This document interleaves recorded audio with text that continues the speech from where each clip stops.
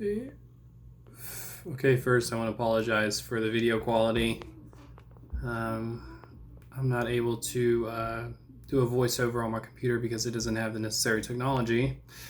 So again, I apologize if this resembles a VHS tape that has been re-recorded over with incompatible speeds.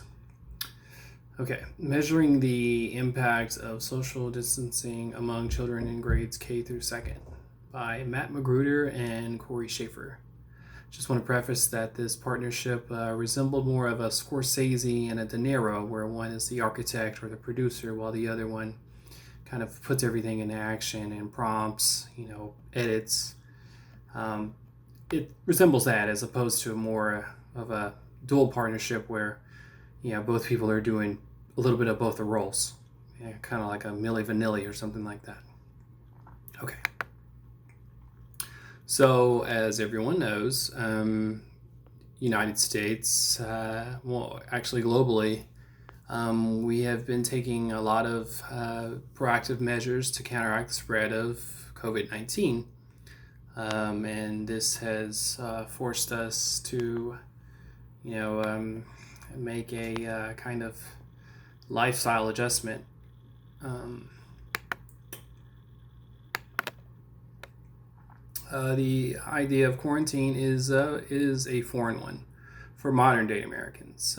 We did have during the influenza pandemic around the early 20th century, there were quarantines, but this was more of a localized effort as opposed to the global impact scale of this current pandemic or whatever.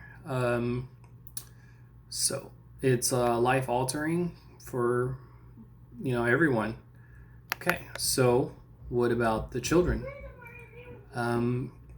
Kids now are in school with their parents as their primary educators in a sense that they're not coming up with lesson plans, but they're the ones that are facilitating what's going on, and they're monitoring them, the discipline.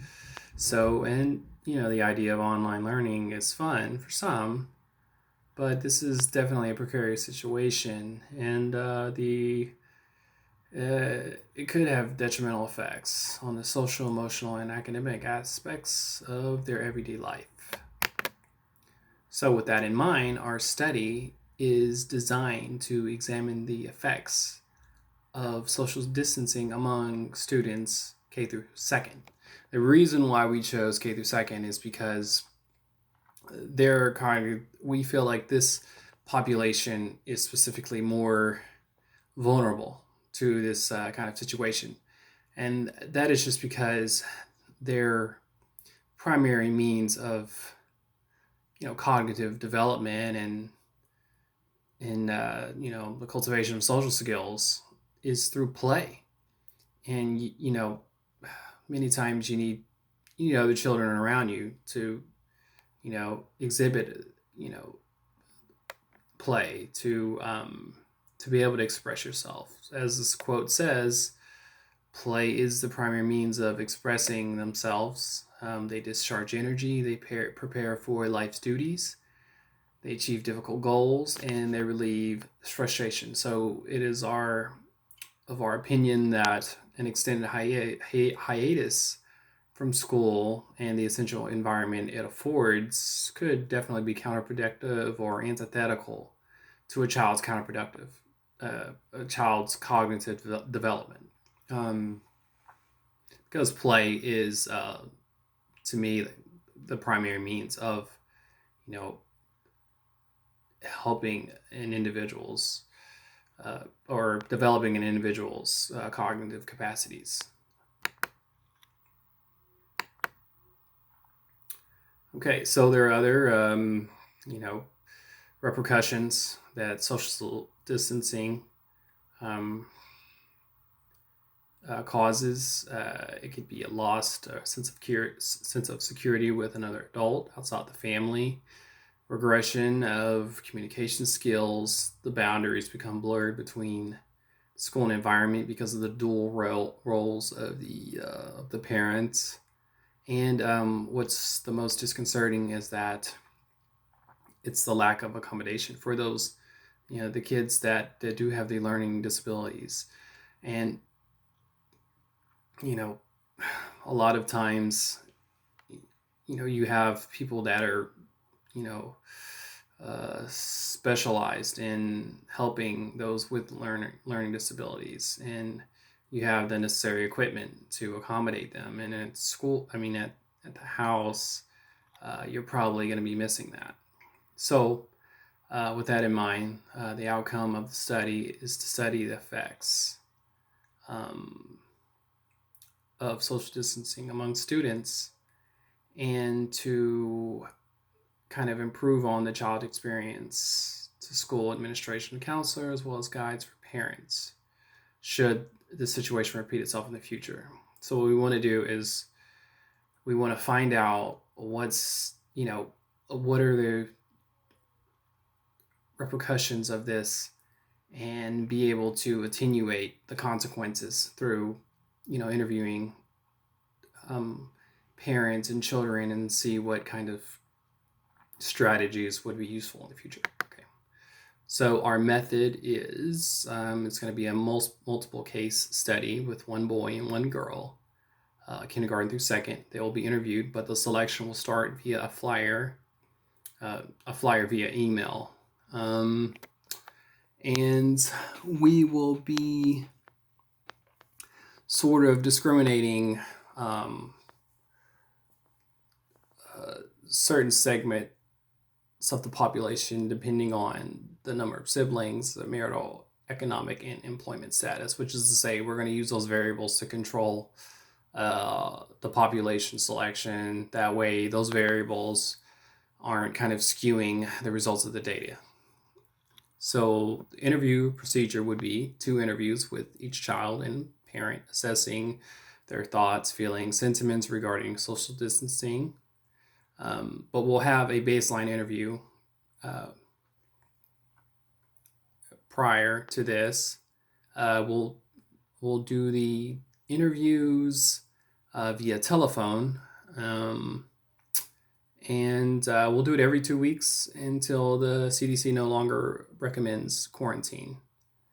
So, which, this is looking like a longitudinal study. As you see, you have Uncle Sam recruiting, and Lionel Richie, Jerry Curl on the mustache, and the same initials throw me off. Anyways, so interviews via telephone. The independent variable will be the time period of interview, and the dependent variable will be the reactions concerning the effects of social distancing. So our hypothesis is that the longer that lockdown is occurring, the more pronounced the negative effects of social distancing will be. So, like I said, the more time, we feel like people will start to become more negative, as opposed to malleable and resilient. Okay. Sorry, nihilistic worldview. Nature of questions. So they will definitely be open-ended. We're going to ask the kids about what is going on, how they are feeling about it, what are the good things and bad things about social distancing. Parents will be asking, will be getting roughly the same questions. So, for example, one question maybe for a parent would be, how has this adjustment been for you? And, that's the interviewer. This is like me or Mr. Recruiter.